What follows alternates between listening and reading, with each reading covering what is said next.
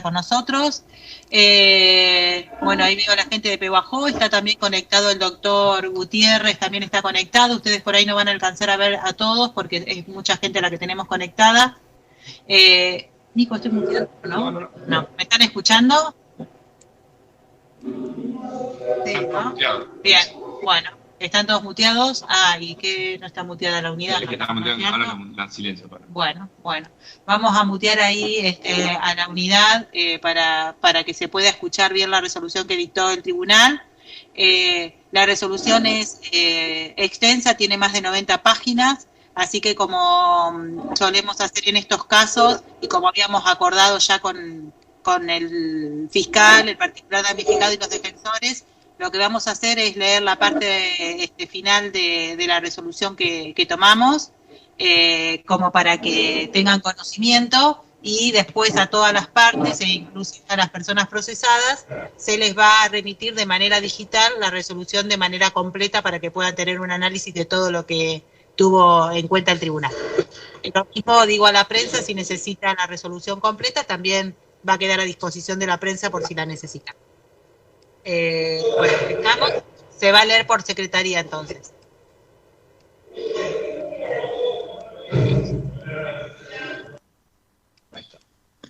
En mérito del resultado que arroja la votación de las cuestiones precedentes, el tribunal pronuncia por unanimidad: 1. Veredicto absolutorio respecto de Tomás Nahuel Méndez y Lucas Alejandro Ahumada por desistimiento de la acción penal respecto del delito de lesiones leves, cuya víctima resultó ser el señor Inveninato.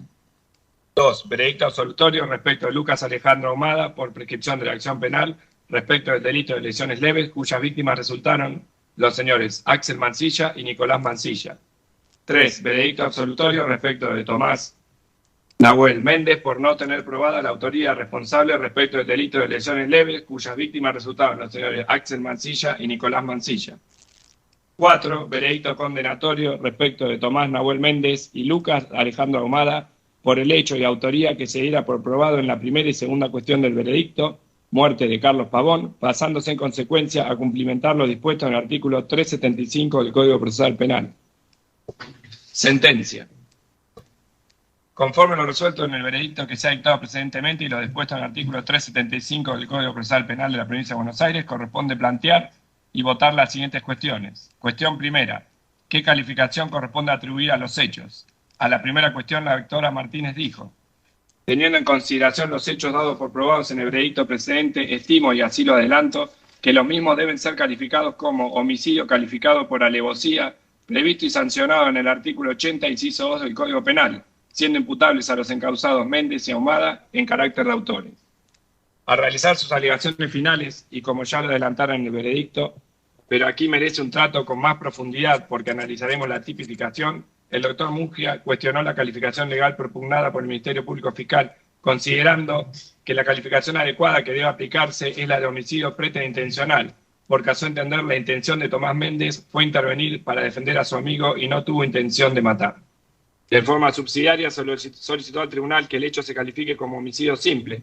Señaló que la alevosía no se encuentra definida en el Código Penal, por lo que se debe determinar con prudencia si estamos en presencia de un homicidio agravado. Agregó que los elementos para considerar un hecho como alevosía son actuar sin riesgo para el ejecutor, valerse el estado de indefensión del ofendido y hacerlo mediante ocultamiento material o intencional. En este caso particular refirió que la víctima no estaba indefensa, estaba peleando, se estaba defendiendo. Tenía un elemento contundente su mano y no estaba sola.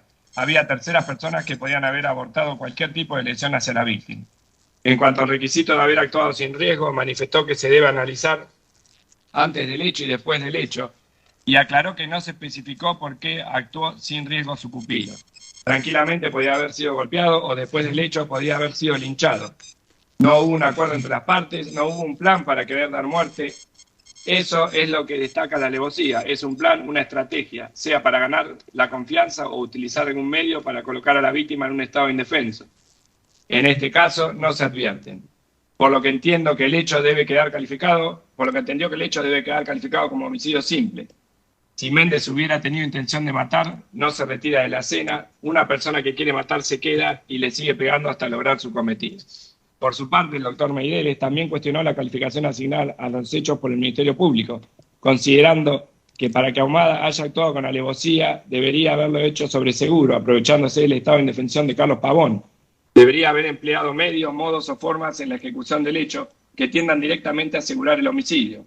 Agregó que la indefensión puede provenir de la inadvertencia de la víctima o de terceros que lo rodean, y esto claramente no sucedió con Ahumada. A su entender, de acuerdo a la prueba fílmica y los testimonios de Alejandro Murgia y de la rapidez de los sucesos realizados, jamás pudo saber Ahumada del estado de indefensión e inconsciencia de Pavón, ni del golpe mortal que había recibido. En forma subsidiaria, al igual que el doctor Murgia, solicitó que se califique el hecho como homicidio preterintencional, en razón de que el medio empleado por Ahumada no era razonable para causar la muerte. El homicidio ejecutado con alevosía ha sido tenido en cuenta por los juristas y legisladores desde muy antiguo, en razón de la insidia o traición empleada en los delitos contra las personas y como un agravante de la penalidad. En la antigüedad se aplicaba la pena capital para los casos de asesinato en que eran acompañados por distintos tormentos, tanto más atroces como alevosos, hubieran sido las formas de perpetrar el delito, y también si eran acometidos contra la víctima cuando ésta se encontraba dormida o por la sola circunstancia de haber atacado de atrás. Edgardo Dona considera que alevosía es el empleo de medios, modos o formas en la ejecución que tiendan directa o especialmente a asegurar el homicidio, sin riesgo para el autor de acciones que procedan de la defensa que pudiera haber el ofendido. En otros términos, es un modo traicionero de matar. Tiene una naturaleza mixta que está integrada por un aspecto objetivo que se relaciona con los medios, formas y modos utilizados en la ejecución del hecho, y otro subjetivo que tiene que ver con el ánimo de aprovecharse, mediante esos procedimientos, de la indefensión de la víctima. Es pues un actuar sobre seguro y sin riesgo, con ánimo cobarde, con mayor plus de culpabilidad. No es necesario que la indefensión de la víctima haya sido provocada por el autor, basta con que éste se aproveche de la situación.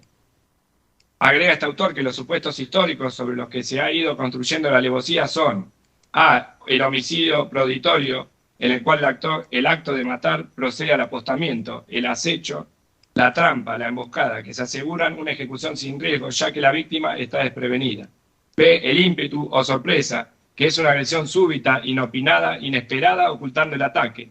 Y C. El aprovechamiento de una situación de indefensión del ofendido no provocada por el agente.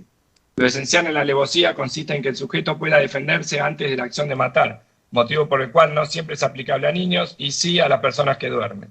En este sentido, como le explica Fontán Balestra, la alevosía puede ser consecuencia del modo de ejecución elegido, de los medios empleados o bien de la situación de la víctima. La jurisprudencia del Tribunal de Casación bonaerense ha dicho que las notas típicas del agravante prevista en el artículo 80, inciso 2 del Código Penal solo requieren la indefensión de la víctima y el conocimiento de esta situación por parte del agresor o del grupo agresor, que se aprovecha de la misma y actúa sobre seguro y sin riesgo para su persona o el grupo. Asimismo, se ha afirmado que la alevosía es un modo de matar agravatorio del homicidio que se configura con el aprovechamiento de la indefensión de la víctima y la intención del autor de actuar sin riesgo. El homicidio alevoso exige la concurrencia de dos requisitos: un objetivo, para el cual es necesario que la víctima se encuentre en un estado de indefensión procurado o simplemente aprovechado por el autor, que provenga de la situación en que aquella se encuentre o de no haber advertido la agresión, y otro subjetivo que es de su esencia y consiste en la preordenada finalidad de actuar sin el riesgo de la reacción de la víctima, aprovechando su indefensión. Así las cosas, luego de esta acotada descripción doctrinaria y jurisprudencial, y a resulta de las constancias objetivas colectadas y que fueran descritas en la primera y segunda cuestión del veredicto, me encuentro absolutamente convencida de que la conducta que ambos encausados realizaron de manera independiente son pasibles de ser encuadradas, aunque por diferentes supuestos, dentro de la figura del homicidio calificado por alevosía. La conducta de Tomás Nahuel Méndez, de haber arrojado una baldosa por la espalda de la víctima mientras se encontraba desprevenida y sin posibilidad de defenderse del ataque, encuadra sin ningún tipo de forzamientos dentro de uno de los supuestos sobre los cuales, al decir de Dona, se ha construido el concepto de alevosía, es decir, el ímpetu o sorpresa, una agresión súbita, inopinada, inesperada, ocultando el ataque. A diferencia de lo sostenido por el doctor Murgia, considero que ha quedado debidamente acreditado en auto, mediante el extenso cuadro probatorio que fue descrito en el veredicto, que en el momento del ataque sorpresivo por parte de Méndez, Pavón se encontraba de espaldas totalmente desprevenido y que esta circunstancia fue aprovechada por el encausado para llevar adelante su cometido criminal sin correr ningún tipo de riesgo.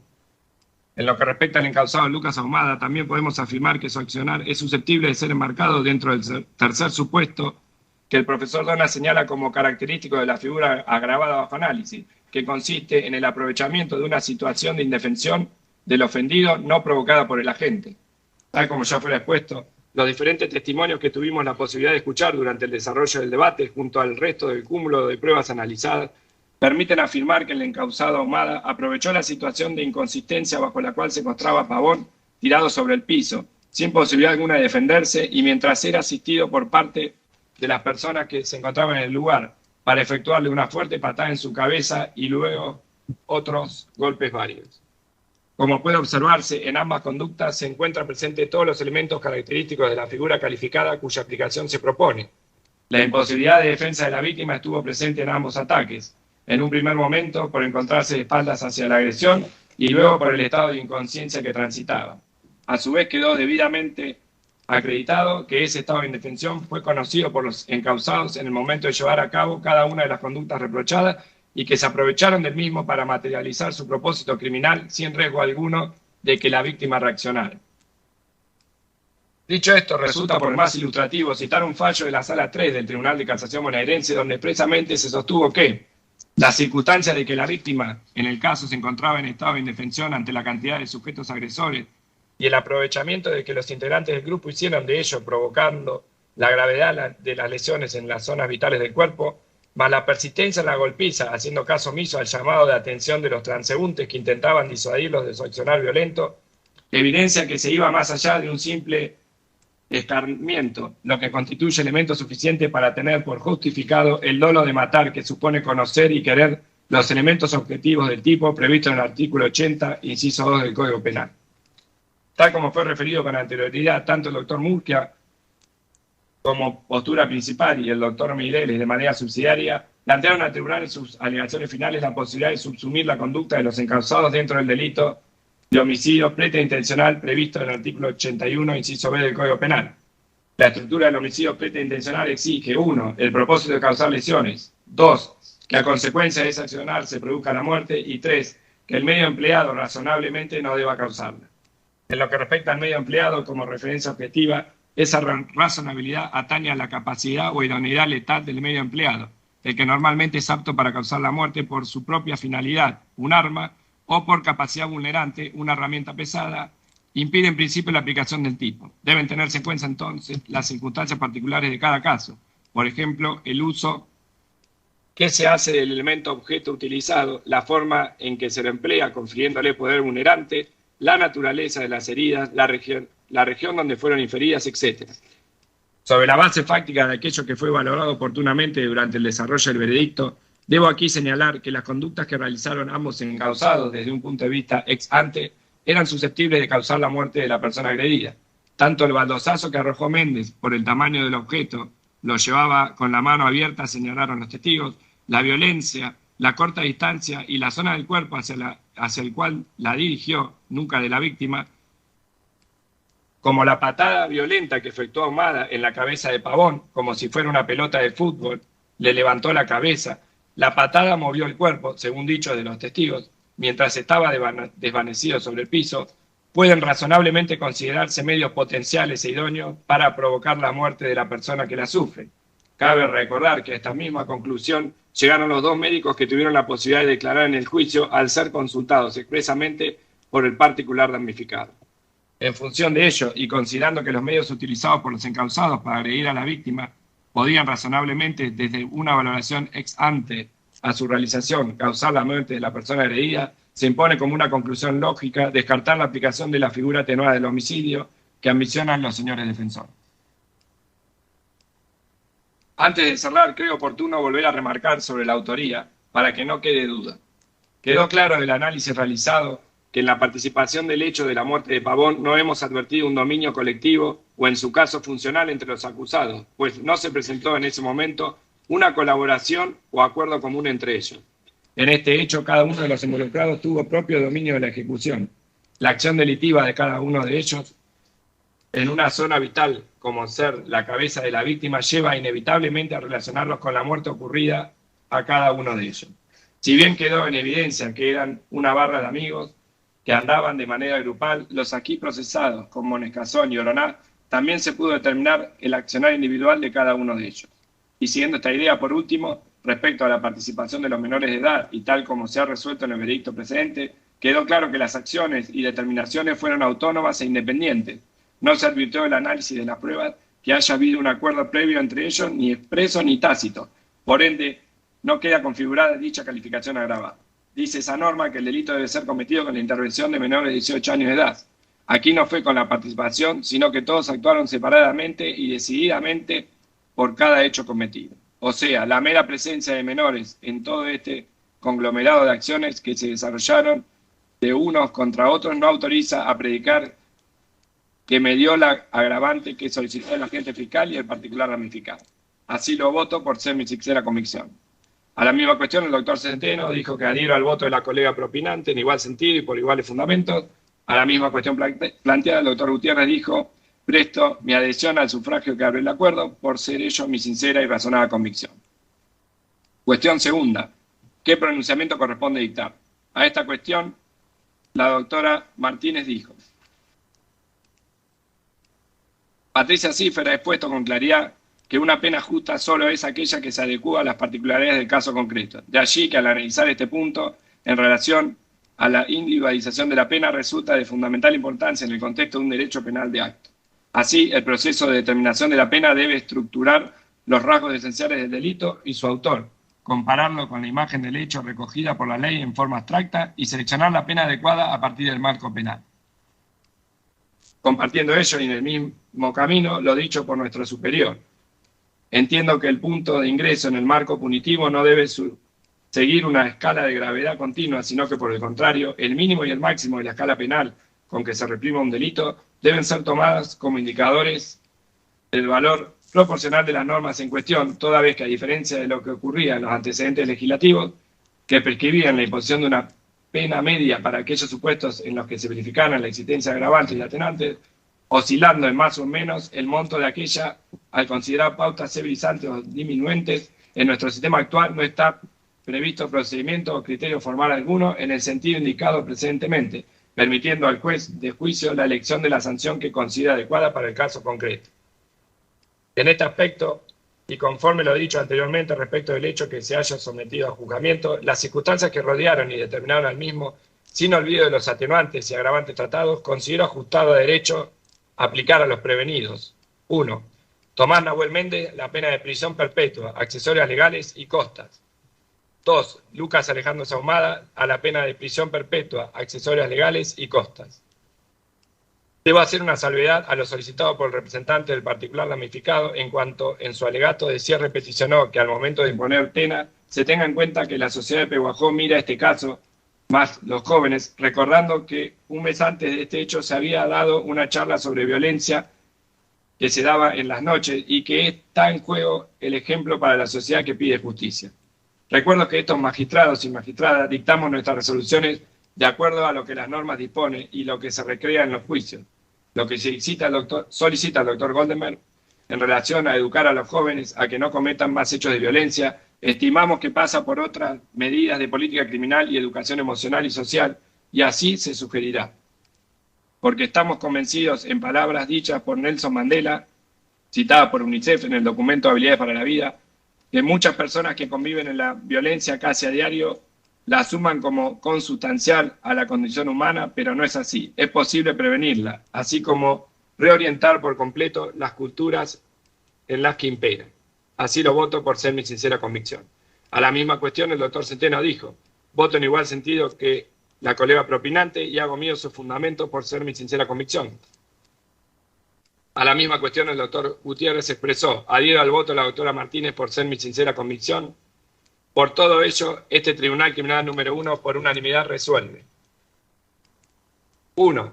Condenar a Tomás Nahuel Méndez por ser considerado autor penalmente responsable del delito de homicidio calificado por alevosía a la pena de prisión perpetua, previsto y sancionado por los artículos 80 y 6 del Código Penal, accesorias legales y costas.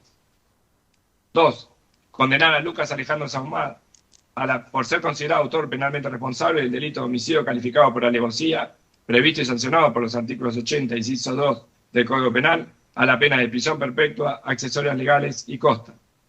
3. Oficiar a la señora ministro y a la señora ministro de la Suprema Corte exponiendo nuestra inquietud de que se evalúe y analice la posibilidad, mediante un acuerdo o resolución, que respecto a los hechos ilícitos donde deban juzgarse por un mismo delito personas involucradas mayores y menores, se lleve adelante un mismo proceso, un mismo debate, se emitan las resoluciones judiciales correspondientes en primera instancia, teniendo presente que de manera excepcional recaiga esa alternativa en el fuero de responsabilidad penal juvenil, atento a la específica especialidad, al tiempo que permite tal peramento procesal concentrar la revisión de manera integral, evitando la dispersión de recursos y análisis en diferentes salas. Nuestra inquietud se plantea en atención a lo que percibimos en este juicio en relación a advertirse la repetición de testimonios, nuevas concurrencias por declaraciones en la sede del tribunal, por entenderlo estrictamente necesario, las partes atento al hecho juzgado, viviendo los testigos a más de 80 kilómetros de la cabecera departamental, revictimización de la familia del fallecido y de las víctimas de lesiones, y principalmente porque consideramos que es de importancia el juzgamiento integral de la cuestión en todos los aspectos aunados, ello a la posibilidad de evitar pronunciamientos judiciales que hasta en parte pueden ser contradictorios, atentando contra la seguridad jurídica. 4. Atento al impacto de la violencia en los jóvenes, como se observa en el presente hecho, encomendar a los señores legisladores de la provincia de Buenos Aires el análisis, estudio y posible sanción de una ley de educación emocional, como cuentan las provincias de Misiones, Corrientes y Jujuy, donde se introduzca en los diseños curriculares de todos los niveles y modalidades del sistema educativo provincial procesos de enseñanza que permitan desarrollar y fortalecer habilidades socioemocionales en alumnos, docentes y la familia. 5. Recomendar a los municipios departamentales evaluar la realización de campañas diversas, sostenidas en el tiempo, con impacto y llegada a la juventud y a la sociedad toda, sobre la importancia de mantener conductas pacíficas y habilidades para la vida, OMS, en todos los ámbitos donde se movilizan. 6. Regular los honorarios del doctor Murgia. 7. Regular los honorarios del doctor Meireles y la doctora Valeria Cardoso. 8. Regular los honorarios del doctor Pedro Goldenberg. 9. Regístrese, notifíquese el día fijado para la lectura. Firme, hágase cómputo de pena y remítase la presente al juzgado de ejecución departamental para la continuidad del trámite. Gracias, doctor. Bueno, habiendo dictado el veredicto y la sentencia precedente, que por ahí me olvidé de aclarar, y si bien el doctor lo dijo, me correspondió a mí llevar la voz del primer voto. El doctor Centeno votó en segundo lugar y el doctor Gutiérrez votó en tercer lugar, y el veredicto y la sentencia, como bien lo señaló el secretario, salió por unanimidad. Así que dicho y aclarado esto, damos por cerrada la audiencia. Muchas gracias a todos. Buen día. Final, entonces, la transmisión en vivo, el agradecimiento a toda la gente, más de 500 personas que por momentos estuvieron siguiendo de cerca esta transmisión que realizábamos, la decisión de la justicia, prisión perpetua, accesorias legales y costas para Lucas Alejandro Ahumada y Tomás Nahuel Méndez, considerados responsables del brutal asesinato de Carlos Char Pavón en nuestra ciudad.